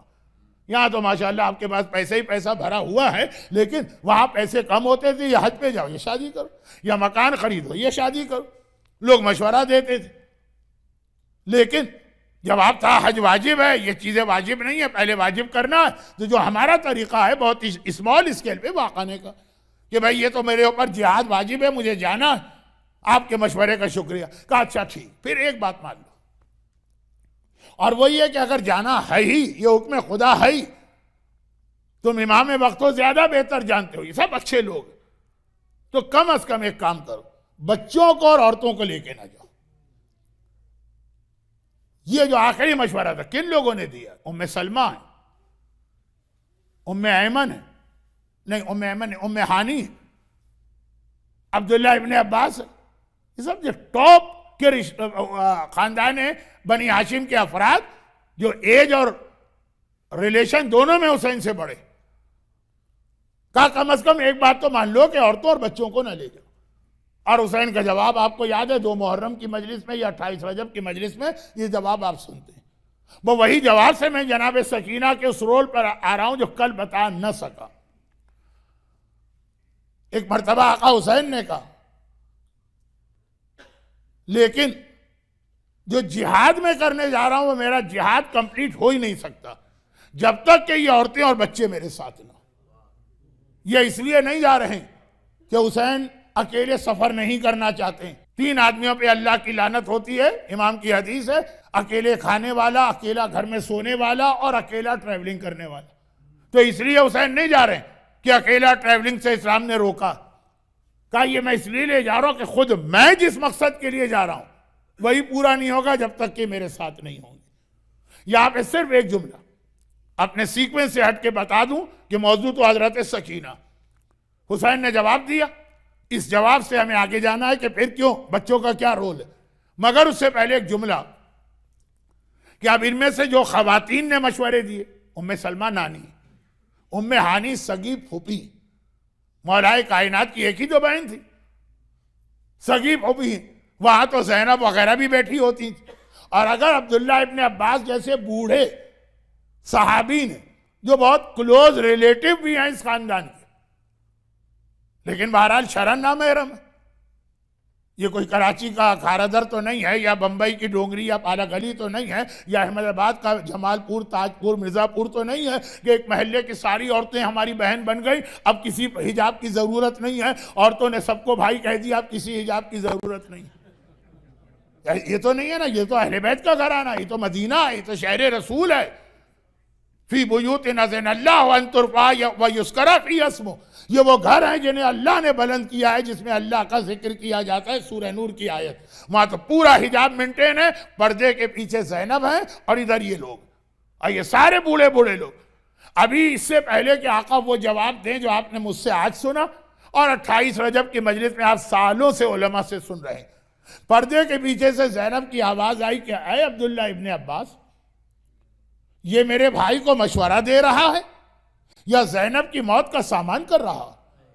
زینب بھائی سے الگ ہو کے زندہ رہ سکتی ہے؟ جو مشورہ تو دے رہا ہے یہ مشورہ نہیں ہے، یہ زینب کی موت ہے، موت۔ کون کہہ رہا ہے؟ زینب کہہ رہی، صدیقہ ہیں، طاہرہ ہیں، صدیقہ ماں کی صدیقہ بیٹی ہیں، طاہرہ ماں کی طاہرہ بیٹی، جھوٹ نہیں بول سکتی، غلط بیانی نہیں کر سکتی، مسئلے کو بڑھا چڑھا کے نہیں بیان کر سکتی۔ میرے پاس طلاق کا ایک کیس آیا تھا پاکستان، اور بیوی کی کمپلین تھی کہ میرا شوہر شادی کر کے لایا، مولانا دیکھیے ظلم اس کا، کہ مجھے پہننے کے پراپر ڈریسز بھی نہیں دیتا۔ شوہر نے کہا یہ میرے ساتھ بیڈ روم میں گیا، آپ کے بیڈ روم میں کتنی کبرڈ ہیں؟ 2 ہوں گی، 3 ہوں گی، 4 ہوں گی؟ ان کے بیڈ روم میں بڑے سائز کی 18 کبرڈ تھی جو ساری اس خاتون کے لباس سے بھری ہوئی تھی۔ تو مولانا یہ اب یہ کہتی ہے ہر 1 گھنٹے کے بعد نیا جوڑا چاہیے۔ بھئی یہ جوڑا کا، یہ تو فلاں کی شادی میں پہن لیا، یہ تو فلاں کی برتھ ڈے میں پہن لیا، یہ تو فلاں فنکشن میں پہن لیا، اور تو اور میت پہ جانے کے لیے الگ جوڑے، یہ تو پھوپا مرے تھے تو وہاں پہن چکی ہوں، اب چچا کی میت پہ یہی پہن کے کوئی چھوڑی جاؤں گے؟ 18 کبرڈ۔ تو اب یہ ایسی عورت کوئی چھوڑی ہے خاندان اہل بیت کی؟ جب کہہ رہی ہیں کہ میں مر جاؤں گی تو واقعا زینب مر جاتی۔ اب ہاتھ جوڑ کے ایک سوال شہزادی زینب سے کروں، اور وہ یہ کہ شہزادی میں آپ، میری جسارت، میری مجال، میری ہمت، میری حیثیت کہ میں آپ پہ اعتراض کروں، لیکن سمجھ میں نہیں آتا ادھر تو آپ کہہ رہی ہیں کہ اگر بہن بھائی سے الگ ہو تو مر جائے گی، اور ادھر کربلا میں جب حسین نے آخری سلام کیا، زینب میرا آخری سلام لو، تو ذرا بدتمیزی کا جملہ ہے، لیکن شہزادی آپ مری تو نہیں، آپ تو زندہ رہی۔ یا مدینے میں نعوذ باللہ غلط کہہ رہی تھی، یا کربلا میں جو ہم نے سنا وہ غلط ہے۔ بہت بدتمیزی کا جملہ ہو گیا ہے، وقت کم ہے، بات کو سمیٹ کے جناب سکینہ پہ آج بات مکمل کرنا ہے، کل دوبارہ وقت نہیں ہوگا۔ یقین رکھیے جناب زینب نے جب مدینے میں کہا وہی کربلا میں تھا۔ حسین آخری سلام کر رہے تھے، زینب مر جاتی بھائی سے جدائی کا خیال کر گئی۔ اب ایک طرح سے مر بھی گئی۔ حافظ کفایت حسین صاحب بہت بڑے عالم، ہمارے انڈیا پاکستان کے ان 3 یا 4 علماء میں سے ہیں جن کے علم کو حوضہ علمیہ نجف بھی تسلیم کرتا۔ ان کے زمانے میں قم میں حوضہ علمیہ بنا بھی نہیں تھا، بہت پرانے نہیں ہیں، 100 سال سے بھی کم زمانہ ہوا، انتقال کو تو 40 سال ہوئے۔ میں نے اپنے بچپن میں ان کی مجلس بھی سنی، تو بہت پرانے نہیں، نجف کا حوضہ مانتا تھا کہ اگر انڈیا اور پاکستان میں واقعاً کوئی عالم ہوا ہے ان 3 میں سے ایک ہی ہے۔ ان کا ایک جملہ ہوتا جو میں بھی کبھی 11 محرم کو پڑھتا ہوں، فرماتے ہیں کہ لوگ سمجھتے ہیں زینب زندہ رہی، نہیں، زینب بھی مر گئی۔ حسین بھی ذبح ہوئے، علی وقت ذبح الحسین بکربلا، حسین بھی ذبح ہوئے، زینب بھی ذبح ہوئے، کیونکہ اسلام میں لفظ ایک ہے، طریقے الگ ہوتے ہیں۔ جانور کا ذبیحہ ہے اس کا گلا کاٹو، اور مچھلی کا ذبیحہ گلا کاٹنا نہیں ہے، پانی سے نکالو وہ تڑپے گی، یہی ہے نا اس کا ذبیحہ۔ حسین کا ذبیحہ ہے حسین کے گلے پہ شمر کا خنجر چلے، زینب کا ذبیحہ ہے زینب کی چادر چھین لی جائے، پھر دیکھو علی کی بیٹی کیسے تڑپ تڑپ کے ہر جگہ جا رہی ہے، یہ زینب کا ذبیحہ۔ لیکن ظاہری آنکھوں سے جو آپ کو زینب چلتی پھرتی نظر آ رہی، وہ تو مر جانا چاہیے تھا، صدیقہ ہیں، طاہرہ ہیں، کبھی غلط بیانی نہیں کریں گی۔ وہ حسین کے دوسرے جملے نے مری بھی زینب کو زندہ کر دیا۔ پہلا جملہ میرا آخری سلام لو، مر گئی زینب، زمین پہ گرنے والی ہیں کہ اگلا جملہ آیا زینب زندہ ہو گئی، اور زینب میں جا رہا ہوں، اب میرا مشن، میرا جہاد تمہارے حوالے، اسے تجھے مکمل کرنا اور گھرانے کو تمہیں بچانا ہے، بس بھائی کا مشن مجھے مکمل کرنا ہے۔ اس جملے نے مرتی بھی زینب کو زندگی عطا کر دی۔ اس گھرانے کی حفاظت اب عباس کے ذمے نہیں رہی، مر گئے عباس، اکبر کے ذمے نہیں رہی، حسین کے ذمے نہیں رہی، اب میرے ذمے رہی ہے۔ اس ذمہ داری نے، ڈیوٹی، رسپانسبلٹی، مرتی بھی زینب کو زندہ کر دی۔ ذمہ داری پہلے آتی ہے، عزاداری بعد میں آتی ہے، یہ یاد رکھیے گا جملہ، یہ پورا ایک اشرا۔ مرتی بھی زینب زندہ ہو گئی، اور اس کی ان ذمہ داریوں کو آپ 40 کے اشرے میں سنتے ہیں۔ 40 کے اشرے کا نام ہے اشرہ زینبیہ، زینب کے حالات۔ مگر اب جو زینب نے ذمہ داری ادا کی، حسین کے مشن کو مکمل کیا، اولاد حسین کو بچایا، چلتے ہوئے اونٹ سے اپنے آپ کو گرا گرا کے حسین نے ان بچوں کو بچایا۔ ان ذمہ داریوں میں بچوں کا بھی رول ہے۔ عبداللہ ابن عباس مشورہ دے رہے، حسین نے کہا کہ اے ابن عباس، جتنا میرا جانا ضروری ہے، کیا مشورہ تھا کہ اگر جانا ہی ہے تو خود جا، عورتوں اور بچوں کو نہ لے جا، جتنا میرا جانا ضروری ہے اتنا ہی ضروری ان عورتوں اور بچوں کا جانا بھی۔ جو جہاد میں کر رہا ہوں وہی ان کو بھی کرنا۔ میرا جہاد کربلا کے میدان میں، ان کا جہاد شام کے بازاروں میں۔ اب سنی، زینب کا جہاد تھا شام کے بازار میں، شام کے دربار میں، شام کی مسجد میں سجاد کا خطبہ تھا، اور سکینہ کا جہاد بابا کا مشن مکمل کرنا ہے قید خانے میں روک کر۔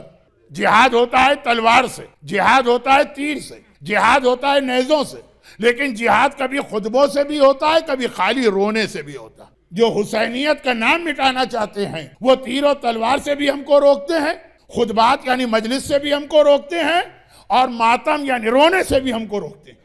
پتا ہے کہ یہ 3 چیزیں ہیں جو حسین کے جہاد کا پارٹ تھی، اور حسینیت ہمیشہ بچے گی۔ حسینیت حسین کے نام کا نام نہیں ہے، خدا کے دین کا نام ہے۔ یہ ہمیشہ 3 چیزوں سے بچے گا۔ ان کے مرد تلوار سے روک دو، ان پوری قوم پابندی لگا دو کہ مجلس میں جانا حرام ہے۔ کل یا پرسوں ایک شیعہ عورت کا پاکستان کے ایک شہر میں انتقال ہوا، ایک گاؤں میں، واقعہ بہت ہائی لائٹ ہو گیا، اور گاؤں میں شیعہ سنی ساتھ رہتے تھے، نماز جنازہ پڑھائی جس کے اندر 50 جو رپورٹ آئی ہے 50 برادران اہل سنت بھی آ گئے، نماز پڑھ لی، ساتھ رہتے ہیں، خاندانی رشتہ داریاں بھی ہیں، ہمارے یہاں پنجاب میں مکس فیملیز بہت، اور ایک گاؤں میں پتہ نہیں کب سے رہتے چلے آ گئے۔ فوراً مسجدوں سے اعلان ہوا کہ چونکہ ان لوگوں نے ایک کافرہ کی نماز جنازہ میں شرکت کی ہے تو یہ سب کافر ہو گئے ہیں، جو 50 اہل سنت، اور ان سب کو دوبارہ کلمہ پڑھنا پڑے گا، اور چونکہ کافر ہو گئے ان سب کے نکاح ٹوٹ گئے ہیں، دوبارہ ان کو اپنے نکاح پڑھوانا پڑیں گے۔ یہ بالکل ریئل واقعہ، اور 2 دن پہلے کا ہے، کوئی معاویہ کے زمانے کا نہیں ہے، باقاعدہ 50 آدمیوں کا آ کے دوبارہ کلمہ پڑھنا پڑا، اور اس کے بعد پھر یہ 50 نکاح دوبارہ ہوئے۔ اب یہ بھی ہو سکتا ہے کہ مولانا کا انٹرسٹ اس میں ہو کہ ہول سیل میں ان کو جو ایک مل رہا ہے اتنا زیادہ ہدیہ وغیرہ، لیکن باقاعدہ مسجد کے ممبر لاؤڈ اسپیکر سے اعلان ہوا، اب پھر اعلان ہوا کہ نہیں ذرا ہم سے غلطی ہو گئی کہ چونکہ پرانا نکاح ٹوٹ گیا تھا تو ابھی ان کا عدہ پیریڈ چل رہا ہے، عدے میں نکاح نہیں ہوتا ہے، یہ 3 مہینے بعد آ کے دوبارہ نکاح پڑھوائیں، اس دوران یہ اپنی بیویوں سے الگ رہیں۔ یہ ابھی پرسوں کی بات، صرف اس لیے کہ ایک شیعہ عورت کی نماز جنازہ میں چلے گئے تھے، جس میں ہوتا ہے کہ کلمہ ہی پڑھا جاتا ہے، لیکن خیر میں کہہ رہا ہوں تو جو روکا جا رہا مجلس میں جانے سے کہ یہ مجلس زینب کے خطبات اور سجاد کے خطبات کی شبیہ ہے، کہا کہ ان خطبات نے اس دور کے یزید کا نام بدنا داخل دشنام کر دیا، آج کے مجلس آج کے یزیدیوں کو ایکسپوز کر دے گی، پابندی، مگر رونا، رونے میں تو کوئی آدمی کچھ نہیں کہہ رہا ہے نا، خالی رو رہا، کہا کہ نہیں رونے پہ بھی پابندی ہے، کیوں؟ سکینہ کا رونا یاد آ رہا، سکینہ کے رونے نے کربلا میں انقلاب برپا کیا۔ دیکھیں 2 جہاد ایسے، بہت وقت میں نے گزار دیا، کچھ باتیں موضوع سے ہٹ کے ہو گئی، 2 جہاد یاد رکھیے گا، یہ 2 جہاد۔ آج کل تو لوگ کہتے ہیں کہ مولانا دین کا کام، ہمارے پاس ریسورسز نہیں، آج کا ماحول بہت خراب ہے، ہمارے اپنے بچے ہماری بات نہیں سنتے، ہم باقی دنیا کو کیا سنا ہے، یہ سب ایکسکیوزز۔ 2 جہاد ایسے ہوئے ہیں کربلا کے واقعے میں جہاں کچھ نہیں کیا گیا، کچھ کیا ہی نہیں کیا، کوئی ریسورسز نہیں، کوئی عمل ہی نہیں ہوا، مگر یہ دونوں نے جو چینج پیدا کی اور انقلاب لے کے آئے، میں ود ڈیو ریسپیکٹ وہ عباس کا جہاد اور اکبر کا جہاد بھی تبدیلی نہ لا سکا، ایک ہنسنے نے اور ایک رونے نے، گلے پہ تیر لگا اور اصغر جو ہنس دیا، فوج یزید منہ پھیر کے جس طرح رو رہی، اصغر کا ہنسنا کربلا میں اتنا بڑا پرابلم عمر سعد کے لیے کبھی نہیں تھا جو اصغر نے کیا کیا، نہ تیر، نہ تلوار، نہ نیزہ، نہ برچیاں، نہ خطبہ، نہ زبان کی حرکت، نہ کوئی نماز، نہ کوئی عمل، 6 مہینے کا وجہ کچھ نہیں کیا، کچھ نہ کر کے بھی اپنی اس ہنسی کے ذریعے سے یزیدیوں کو رلا دیا۔ سکینہ نے کیا کیا؟ سکینہ کبھی آپ کو کوئی خطبہ نہیں ملے گا، کوئی تقریر نہیں ملے گی، صرف رو رہی، سکینہ کے رونے نے شام میں انقلاب برپا کیا، ایک کے ہنسنے نے ایک کے رونے نے، اور یہ دونوں وہ تھے۔ ہمارے لیے ایک پیغام ہے، انقلاب یا چینج یا اپنی فیملی کو بدلنا یا اپنے بچوں کو بدلنا ایکسکیوز لے کے نہ ہو کہ آج کے زمانے میں یہ نہیں ہو سکتا، وہ نہیں ہو سکتا، اس 6 مہینے کے بچے کو دیکھو، اس 4 سال کی بچی کو دیکھو۔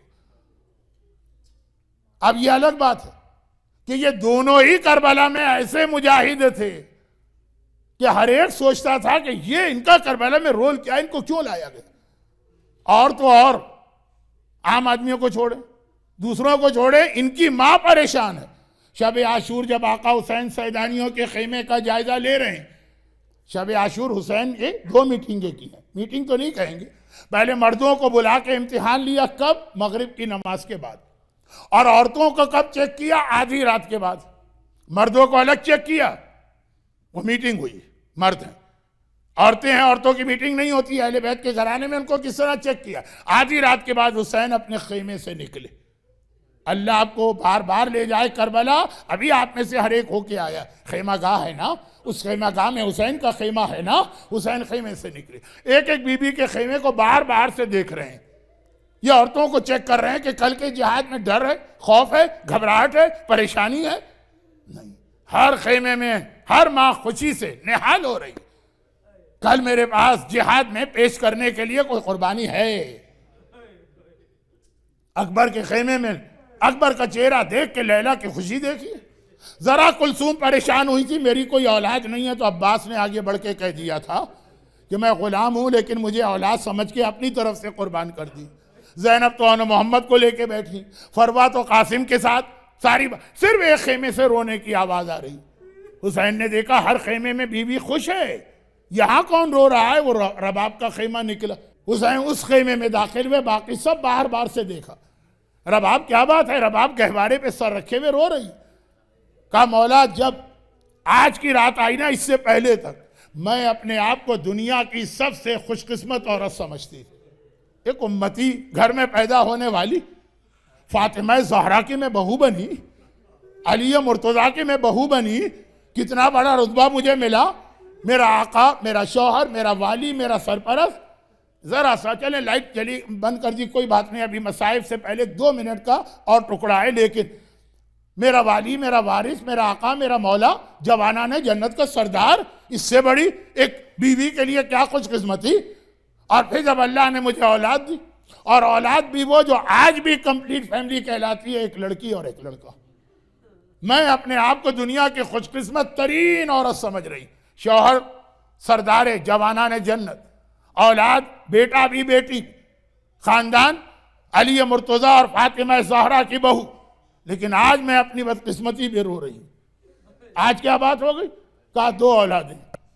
جو بڑی اولاد ہے جو خود چل سکتی وہ لڑکی ہے. لڑکیاں تو مقتل میں جا نہیں سکتی, اور جو مقتل میں جا سکتا ہے لڑکا وہ اتنا چھوٹا ہے کہ گھٹنوں کے بل بھی نہیں چل سکتا.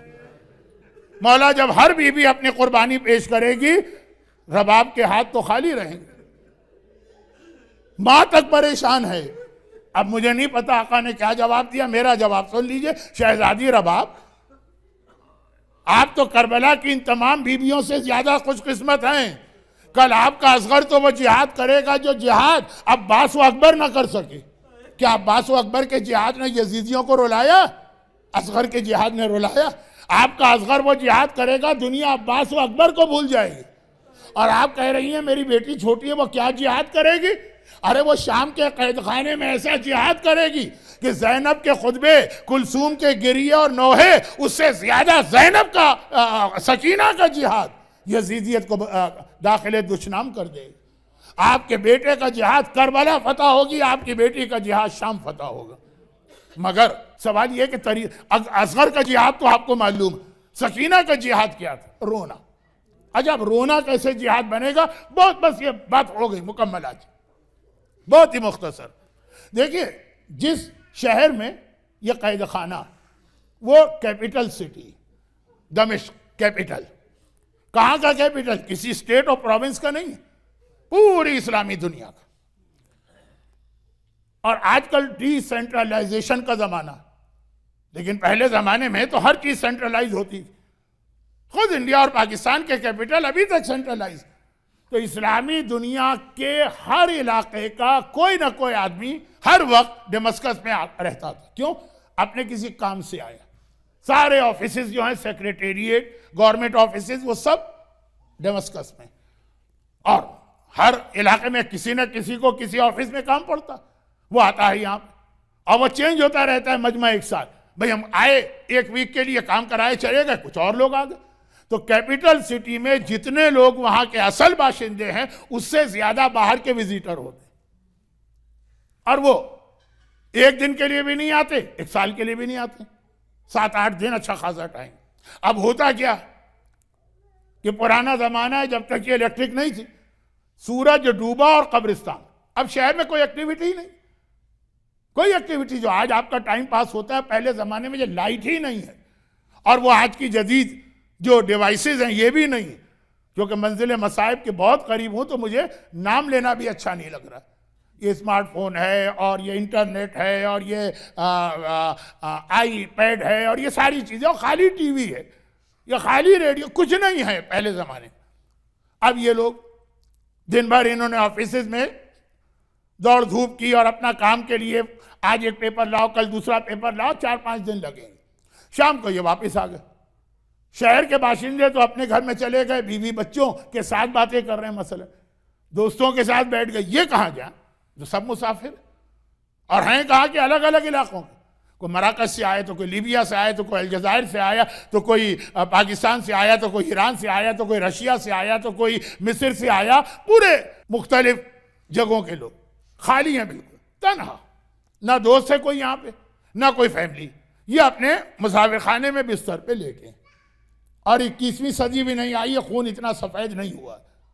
جب لیٹے ہیں اپنے مسافر خانے میں، ہر ایک کو اپنے بچے یاد آتے ہیں۔ یہ نیچرل چیز ہے، بچے یاد آتے ہیں۔ میں تو حج میں دیکھتا ہوں، اللہ کا گھر خانہ کعبہ سامنے، پہلے 2-3 دن لوگ بہت جوش میں، پھر بچے یاد آنے لگتے ہیں۔ لیکن آج کل پھر بھی معاملہ حل ہو جاتا، اسمارٹ فون پہ بات کر لی، اسکائپ پہ بات کر لی، بچوں کو دیکھ لیا، جب کچھ بھی نہیں سینکڑوں میل دور بچہ یاد آتے ہیں۔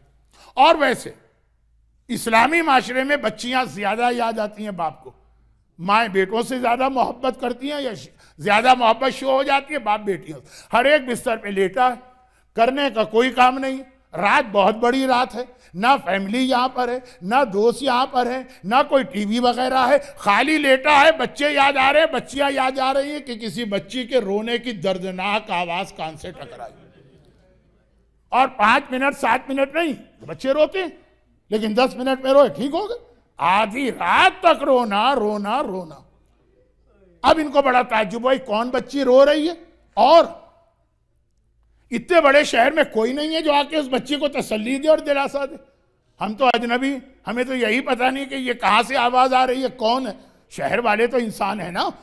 اب اگلی صبح کو جب یہ اپنے مسافر خانے یا ہوٹل میں کمرے سے نکلتا تو لابی میں جا کے پہلا سوال ہوٹل کے مالک سے ہی کرتا، بھائی کیا ہوا تم لوگوں کو؟ کل رات کو ایک بچی جس کو خود اپنی بچی یاد آ رہی ہے، کل رات کو ایک بچی آدھی رات تک 2 منٹ 5 منٹ نہیں 6 گھنٹے مسلسل روتی رہی، اور ایسا رونا اس کا، اور کسی نے اسے چپ بھی نہیں کرایا۔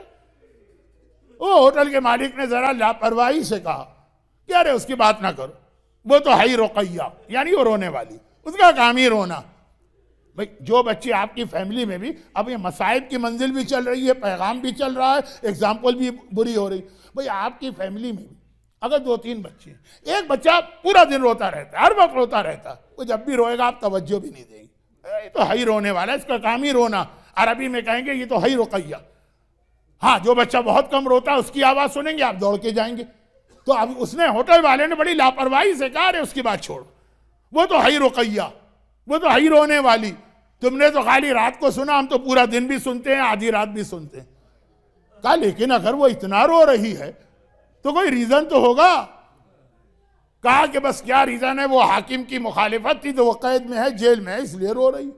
ہاں جیل میں 4 سال کی بچی، آواز سے تو اندازہ ہو جاتا ہے نا، 4 سال کی بچی کو جیل میں ڈال دیا، اس نے کیا کیا؟ تو اس نے کچھ نہیں کیا، اس کے بابا نے کیا تھا۔ ارے بابا نے کیا تھا تو بچی جیل میں کیوں چلی گئی؟ کہا کہ یزید نے کہا، حاکم نے کہا کہ اس کے سارے خاندان کی عورتوں اور بچوں کو جیل میں ڈال دو۔ اچھا اتنا بڑا وہ مجرم تھا حسین کہ سارے خاندان کی عورتوں اور بچوں کو جیل میں ڈال دیا گیا؟ بھائی مجرم ہے، سزا دے دی گئی، ختم بات۔ پوری فیملی، کتنا بڑا مجرم تھا، اس نے کیا کیا تھا؟ کہا نہیں، وہ بس وہ کہتا تھا کہ میرے نانا کے دین پہ عمل نہیں ہو رہا اور لوگوں نے قرآن کو چھوڑ دیا۔ ارے اس کے نانا کا کیا تعلق دین سے؟ کہا رہے اس کا نانا ہی تو محمد رسول اللہ ہے۔ اب یہ دیکھیے وہ سکینہ کے رات کے رونے نے جتنے لوگ وزیٹر ہیں ڈیمسکس میں اور سینکڑوں ہیں، ان سب کو اپنے اپنے ہوٹل میں یہ سوال کروائے، سوال سے سوال نکلا، سکینہ سے حسین کا تعارف ہوا، حسین سے یزیدیت کا تعارف ہوا، حسین و یزیدیت کے تعارف سے نانا رسول اللہ کا تعارف ہوا، وہاں سے اسلام کا تعارف ہوا، پیغام آگے پہنچ گئے۔ اور یہ لوگ اب یہ نہیں، اچھا بھی اگر 1 سال یہ لوگ رہیں شام میں تو یہ بھی عادی ہو جائیں گے جیسے شام کے اپنے لوگ عادی ہو گئے، نہیں یہ تو چلے گئے۔ اور اب یہ کہ دوسرے لوگ آ گئے جن کو کوئی کام ہے سرکاری محکمہ میں، ان کے ساتھ بھی یہی گزرے ایک بات. دوسری بات, اب جب یہ اپنے اپنے شہروں میں گئے, آخری جملے, بہت وقت ہو گیا, گئے تو پہلے زمانے کا ہی طریقہ تھا کہ جب مسافر آتا تھا تو لوگ پوچھتے تھے بھئی تم کہاں کہاں گئے, وہاں کیا دیکھا, کوئی خاص بات, کوئی خاص چیز. اب جب یہ آئے, گھر والے جمع ہوئے, دوست جمع ہوئے, یہ ہر ایک کے لیے تحفے بھی لائے جو اسلام کا حکم ہے. لوگوں نے کہا بھئی کیسا گزرا, کام ہو گیا کہ نہیں ہوا, ہو گیا. کہاں رہے تھے, ہوٹل ٹھیک تھا کہ نہیں تھا, شہر کیسا ہے وہ. انہوں نے تو کبھی دیکھا ہی نہیں نا. جس نے کیپٹل نہ دیکھا ہو وہ سوال کرتا ہے. پاکستان میں رہنے والوں نے اسلام آباد نہیں دیکھا تو اگر کوئی آتا ہے پوچھتے ہیں کیسا اسلام, کیسا, بہت اچھا, بہت پرانا شہر, کوئی خاص بات. کہا ایک بچی وہاں بہت روتی. اب یہ بچی روتی تھی, پوچھا کیوں روتی تھی, وہی سوالات. اب یہ سوالات کہاں ہو رہے ہیں, یہ مصر میں ہو رہے ہیں, یہ لیبیا میں ہو رہے ہیں, یہ مراکش میں ہو رہے ہیں, یہ انڈیا میں ہو رہے ہیں, یہ ترکستان میں ہو رہے ہیں, یہ ایران میں ہو رہے ہیں, یہ بحرین میں ہو رہے ہیں, یہ مدینے میں ہو رہے ہیں, یہ طائف میں ہو رہے ہیں. جہاں جہاں کا آدمی اپنا کام کرانے آیا ہے وہ جب اپنے گھر واپس جا رہا. آج کی دنیا, میڈیا کتنا فاسٹ, ہر چیز آپ لائیو دیکھ سکتے ہیں. مکے میں لائیو دیکھ سکتے ہیں, کربلا, یوٹیوب پہ بے شمار کلپ ہے. پھر بھی حج کر کے لوگ جاتے, لوگ پوچھتے ہیں حج میں کیا ہوا, کوئی خاص بات. تو اس وقت تو بہت بڑی بات. سکینہ کا میسج کچھ نہیں, کوئی خطبہ نہیں دیا, کوئی تقریر نہیں کی, کچھ یزیدیت کے خلاف نہیں کہا, مگر وہ اس کا رونا, یہ جو آدھی رات تک یہ مسافر خانوں کے مسافر اپنے بستر پہ لیٹ کے اپنی بچیوں کو یاد کر رہے ہیں, اور ایک بچی کا رونا ان کو اپنی بچیوں کی مظلومیت سے یہاں کی مظلومیت پہ لے آیا. پیغام ان لوگوں کو ملا, یہ اپنے اپنے شہروں میں گئے, وہاں بھی یہ پیغام پھیلا. 6 مہینے گزر گئے, اسی شہر کا کوئی اور آدمی گیا, وہ جب آیا اس نے بھی بتایا. لوگوں نے کہا اچھا, اتنی سی بچی 6 مہینے سے جیل میں ہے اور روئے جا رہی ہے. بھئی یہ سکینہ کا رونا ایک انقلاب لا رہا ہے شام میں. چنانچہ جب یہ انقلاب مکمل ہوا, بس گویا سکینہ کا کام ختم ہو گیا. اللہ نے سکینہ کو اپنے پاس بلا لیا, اور اس کے فوراً بعد اہل بیت کو رہائی ملی. سکینہ کا خالی رونا اتنا بڑا انقلاب لے کے آیا. یہ حسین کا جملہ یاد آتا ہے, اے ابن عباس, میرا جہاد مکمل نہیں ہو سکتا جب تک کہ یہ بچے میرے ساتھ نہ. کیونکہ جن کی بھی اولاد ہوتی ہے وہ سکینہ کو دیکھ کے اپنی اولاد یاد کر کے ضرور یہ سوال کرتے ہیں. اب وقت نہیں ہے تو بہت جلدی بات سمیٹ رہا ہوں 1 منٹ میں. مصائب ہیں اب یہ واقعہ مصائب ہے 1 منٹ. صرف یہ جملے سے کہ یہ جو اتنے وزیٹر شام میں ہیں اور اپنی بچیوں کو یاد کر رہے ہیں, اس لیے ان کو سکینہ کا رونا اور زیادہ کلیجہ ٹکڑے کر رہا ہے. اپنی بچی ذہن میں ہے, جو بچی جو صاحب اولاد ہوگا اسے پھر اولاد کا زیادہ دکھ ہوگا. یہی جملہ, بس 2 جملے آج مصائب کے میں نہیں پڑھ پا رہا ہوں, وقت نہیں, صرف 2 جملے. یہی جملہ حمید ابن مسلم نے کہا تھا, یہی جملہ کہا تھا. حمید ابن مسلم کون ہے؟ کرسچن ہے, لشکر یزید میں شامل ہے, but not as a soldier, army کا آدمی نہیں ہے, یہ رپورٹر. اس کا کام یہ ہے ایک ٹیلے پر یا اونچی جگہ بیٹھ جاؤ, دیکھتے رہو کیا ہو رہا ہے میدان. ہماری فوج جیتے تب بھی اور ہارے تب بھی, تمہارا کوئی کام ہی نہیں, صرف لکھنا یہ ہوا یہ ہوا یہ ہوا. یہ رپورٹر. لیکن انسٹرکشن ہے کہ اپنی جگہ سے تمہیں نہیں ہلنا, تمہارا کوئی تعلق جنگ سے نہیں. مگر ایک واقعہ ایسا پیش آیا کہ اپنی جگہ چھوڑ کے دوڑ کے آیا, صرف اس لیے کہ اس کی بھی ایک بچی تھی اور یہ سفر میں ہے, اسے اپنی بچی یاد آ رہی. اب آپ کو یاد آ گیا نا کہ یہ کب دوڑ کے آیا. یہ اس وقت دوڑ کے آیا, پرسوں رات کی مجلس کے ایک جملے سے ملا رہا ہوں اور ختم کر رہا ہوں بات. جب بیویوں نے جا کے کہا تھا شہزادی زینب اب ہم کیا کریں, آخری خیمے میں آگ لگ چکی ہے, خیمہ جل رہا ہے, اب ہم کہاں جائیں. آپ کہیں گے چادریں چھن گئی ہیں, خیمہ جل رہا ہے, آپ کہیں گی ہم خیمے میں جل کے مرنے کو تیار. اور اگر آپ کہیں کہ نہیں خیمے سے نکلو تب ہم خیمے سے نکلیں گے. زینب نے کہا سجاد سے پوچھوں گی. سجاد سے پوچھا, سجاد نے کہا علیکن بالسحرہ, پھوپھی اماں اب آپ لوگوں پر واجب ہے کہ جنگل میں نکل جائیے. ایک مرتبہ سارا گھرانہ جنگل میں نکلا تو کس طرح. بعد کربلا کسی نے پوچھا تھا مولا سجاد آپ کا گھرانہ آخری خیمے سے کیسے نکلا تھا. مولا امام وقت ہر وقت ہاتھ میں تسبیح ہوتی ہے, کہا یہ اگر تسبیح ٹوٹ جائے نا تو دانے زمین پہ کس طرح سے بکھر جائیں گے. اسی طرح سے امام زادے نبی زادیاں ہماری اولاد میدان کربلا میں بکھر کے رہ گئی. مگر سب سے آخر میں ایک ننھی بچی باہر نکلی. کیونکہ وہ سب سے آخر میں نکلی ہے، اس لیے اس کے کرتے میں آگ لگ چکی تھی، آخر میں نکلی نا تو آگ کرتے تک آ گئی تھی۔ یہ وہی جلا ہوا کرتا ہے جو یہ زندان شام تک پہن کے گئی ہے، اور اسی جلے ہوئے کرتے میں اسے کفن ملا ہے۔ اب جب وہ باہر نکلی تو پہاڑی پر بیٹھے ہوئے حمید ابن مسلم سے برداشت نہ ہوا، وہ رپورٹر ہے، اس نے اپنی ڈائری بند کی، وہاں سے تیزی سے دوڑ کے قریب آیا، کہتا ہے میری اپنی بچی وطن میں تھی نا، یہ بچی کو دیکھ کر مجھے اپنی 4 سال کی بیٹی یاد آ گئی، میں نے کہا یہ آگ اس کو جلا نہ دے، میں دوڑ کے قریب آیا اور کرتے کی آگ کو بجھانا چاہا، لیکن یہ مصائب میں پیغام سنی اور بات ختم۔ جیسے ہی میں نے ہاتھ بڑھایا، اب تک بچی کو آگ کی کوئی فکر نہیں تھی، صرف 2 جملے کہتی تھی، ہائے میرے بابا کہاں چلے گئے، ہائے میرے چچا کہاں چلے گئے، لیکن آگ کی فکر نہیں ہے۔ میں نے ہاتھ بڑھایا، وہ ہاتھ کا بڑھنا تھا، بچی نے ماتم روک دیا، شریعت ماتم روک دیا۔ ایک مرتبہ جلال کے ساتھ کہا خبردار میرے جسم کو ہاتھ نہ لگانا، میں فاطمہ زہرا کی پوتی سکینہ ہوں، فاطمہ کی پوتی، نامحرم میرا بدن نہیں چھو سکتا ہے۔ 4 سال کی بچی جلتی ہوئی آگ میں شریعت کی اہمیت بتائی۔ حمید نے ہاتھ جوڑے، کہا شہزادی جسم کو ہاتھ نہیں لگے گا، خالی کرتا پکڑ کے آگ بجھاؤں گا۔ کرتے کی آگ بجھائی۔ اب بچی نے پہلی بار حیرت سے مجھے دیکھا اور ایک مرتبہ کہا اے شخص تو نے ایک مہربانی کی ہے، ایک مہربانی اور کر دے اور مجھے نجف کا پتہ بتا دے۔ اب یہ عیسائی، اسے کیا پتا نجف کیا؟ کہا نجف جا کے کیا کرے گی؟ کہا نجف میں میرا دادا دفن ہے، وہ کائنات کا مشکل کشا ہے، ہر ایک کی فریاد سنتا ہے، دادا کی قبر پہ جا کے گروں گی، فریاد کروں گی دادا علی آپ ہر ایک کے یتیموں کی مدد کو آتے، آپ کے حسین کی یتیمہ تماچے کھاتی رہی، کوڑے کھاتی رہی، دادا آپ کو پکارتی رہی، آپ اپنی سکینہ کی مدد کو نہ آئے۔ خداوندہ شہزادی سکینہ کے ان مصائب کا واسطہ اور ان مصائب کے درمیان اپنے دادا مشکل کشائے کائنات علی ابن ابی طالب کو پکارنے کا واسطہ، جو مومنین اور مومنات آج کی مجلس میں ہیں، ان کو اور ان کے گھر والوں کو اور ان کے روزی کے ذرائع کو اور ان کی اولادوں کو ہر آفت و پریشانی سے محفوظ فرما، بلکہ دنیا بھر کے صاحبان ایمان کے مال، جان، عزت، ناموس اور اولاد کی حفاظت فرما۔